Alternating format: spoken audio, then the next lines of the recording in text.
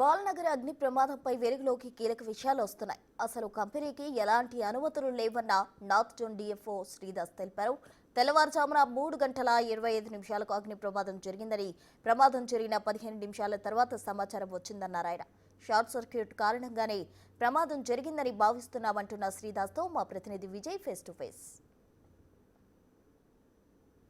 ఇటీవల కాలంలో హైదరాబాద్లో పెద్ద ఎత్తున అగ్ని ప్రమాదాలు చోటు చేసుకుంటున్నాయి. అయితే ఈ అగ్ని ప్రమాదాలు కొన్నిసార్లు షార్ట్ సర్క్యూట్ వల్ల అవుతా ఉన్నాయి. మరొకటి ఆ సేఫ్టీ మెజర్మెంట్స్ సరిగా పాటించకపోవడం వల్ల కూడా జరుగుతున్నటువంటి పరిస్థితి అయితే కనిపిస్తుంది. ప్రస్తుతం మనతో పాటు నార్త్ జోన్ డిఎఫ్ఓ శ్రీదాస్ గారు ఉన్నారు. వారితో మాట్లాడదాం. హలో అండి. హలో సార్, ఈ రోజు కూడా ఒక ఫైర్ యాక్సిడెంట్ జరిగింది బాలానగర్లోని జింకల గ్రౌండ్లో. సో ఆ డ్యూరోడిన్ అనేటువంటి ఆ ఫ్యాక్టరీ గోడౌన్లో ఈ మంటలు చెలరేగినట్టుగా తెలుస్తోంది. సుమారుగా 5 గంటల వరకు కూడా మీరు శ్రమించి మంటలు ఆరిపారు. అసలు ఏం జరిగింది సార్ అక్కడ? ఇది ఒక మెలనిమీన్ అని ఒక పదార్థం అండి. దీంతో మనకు పింగాణి, మనం ఏదైతే డిన్నర్ సెట్లో ప్లేట్లు, బౌల్స్, స్పూన్స్ ఉంటాయి అవన్నీ తయారు చేసి ఈ ప్లేస్లో తీసుకొచ్చి వాళ్ళు దాని లోపల థర్మాకోల్ పెట్టి బయట పేపర్ బాక్సుల్లో వీటిని చుట్టి డిన్నర్ సెట్స్ లాగా బయట అమ్ముతుంటారు. అలా తయారు చేసి ఇవన్నీ ప్యాకింగ్ చేసి మెటీరియల్ అంతా డంప్ చేశారండి. అక్కడ పేపర్ కానీ, థర్మాకోల్ కానీ, ప్లేట్లు, స్పూన్స్, బౌల్స్ ఉన్నాయి. అక్కడ సుమారు 3:15 ప్రాంతంలో వాళ్ళలో పనిచేసే ఒక సిబ్బంది ఫస్ట్ ఫ్లోర్లో, ఆఫీస్ పైన ఉన్న ఫస్ట్ ఫ్లోర్లో ఉన్న వాళ్ళు గమనించి వాళ్ళ యాజమాన్యం తెలియజేయడం జరిగింది. వాళ్ళు మనకు 3:26 టైంలో ఫైర్ అయింది అని ఇన్ఫర్మేషన్ వచ్చింది. వెంటనే మనం అక్కడ నుంచి ఇన్ఫర్మేషన్ అందుకోగానే సనత్ నగర్ నుంచి మల్టీపర్పస్ టెండర్ని టర్న్అవుట్ చేసి 10 నిమిషాల్లో ఫైర్ స్పాట్కి చేరుకోవడం జరిగిందని వాళ్ళు చెప్పే ప్రాథమిక సమాచారం ప్రకారం షార్ట్ సర్క్యూట్ వల్ల జరిగిందని అంటున్నారు.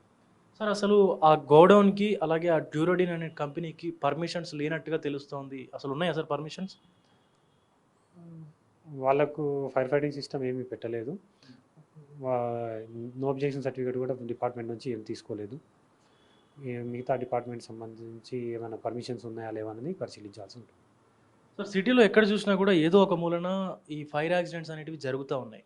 కొన్నిసార్లు అవగాహన లోపం వల్ల కావచ్చు, అవగాహన రాహిత్యం కావచ్చు, కొన్నిసార్లు అసలు కనీసం అవసరాలు ఏవైతే మనకు ఫైర్ సిబ్బంది సంబంధించిన అంటే ఫైర్కు సంబంధించినటువంటి సేఫ్టీ నామ్స్ పాటించకపోవడం వల్ల కావచ్చు. అసలు ఎట్లా ఏం చేయాలి సార్ ఈ ఫైర్ యాక్సిడెంట్ జరిగినప్పుడు? ఫైర్ యాక్సిడెంట్ జరిగినప్పుడు మనకు ప్రధానంగా ఏంటంటే అండి, ఫైర్ యాక్సిడెంట్ జరిగినప్పుడు అది చిన్నగా ఉన్నప్పుడు మనకి ఇన్ఫర్మేషన్ ఇవ్వాలి మొదటగా. ఇప్పుడు 3:10 ఫైర్ అయినప్పుడు వెంటనే 101కి ఫోన్ చేసి మాకు ఇన్ఫర్మేషన్ ఇవ్వాలి.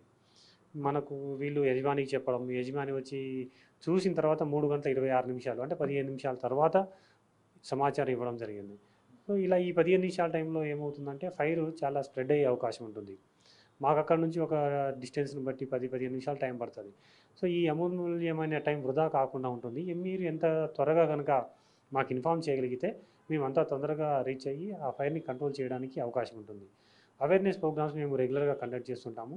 ఫైర్ జరిగినప్పుడు ఏం చేయాలి, అసలు ఫైర్ డిపార్ట్మెంట్లో వాళ్ళు ఏం చేస్తామంటే మేము ఫైర్ జరగకుండా ఎలాంటి చర్యలు తీసుకోవాలి, ఎలాంటి జాగ్రత్తలు పాటించాలి, అదేవిధంగా ఫైర్ జరిగినప్పుడు మనం ఎలాంటి చర్యలు తీసుకోవాలి, డూస్ అండ్ డోంట్స్ మనం ఎలా ఎవాక్యుయేట్ అవ్వాలి, అదేవిధంగా ఫైర్ కనుక చిన్నగా ఉన్నప్పుడు దాన్ని ఎలా కంట్రోల్ చేయాలి దాని మీద కూడా మేము తరచుగా అవగాహన కార్యక్రమాలు చేస్తున్నాము. రీసెంట్గా చాలా ఇండస్ట్రీస్లో కండక్ట్ చేశాము. రెగ్యులర్గా వారానికి 3 నుంచి 4 ప్రతి ఫైర్ స్టేషన్ కూడా మాకు అవేర్నెస్ ప్రోగ్రామ్ కండక్ట్ చేయాలనే ఇన్స్ట్రక్షన్స్ ఉన్నాయి. మేము దీని మీద ప్రజలను అవగాహన కార్యక్రమాల ద్వారా వాళ్ళకి అవగాహన కలిగిస్తున్నాం. రైట్ సార్, అంటే ఈ రోజు చూసుకున్నట్లయితే అసలు ఆ డ్యూరోడిన్ అనేటువంటి గోడౌన్లో ఎలాంటి సేఫ్టీ మెజర్మెంట్స్ లేవు. కనీసం ఫైర్ ఏదైనా జరిగితే కూడా ఆర్పడానికి ఫైర్ సిలిండర్స్ కూడా లేనటువంటి పరిస్థితి కనిపిస్తూ ఉంది. సో అలాంటి వాటి మీద ఎలాంటి చర్యలు తీసుకుంటారు?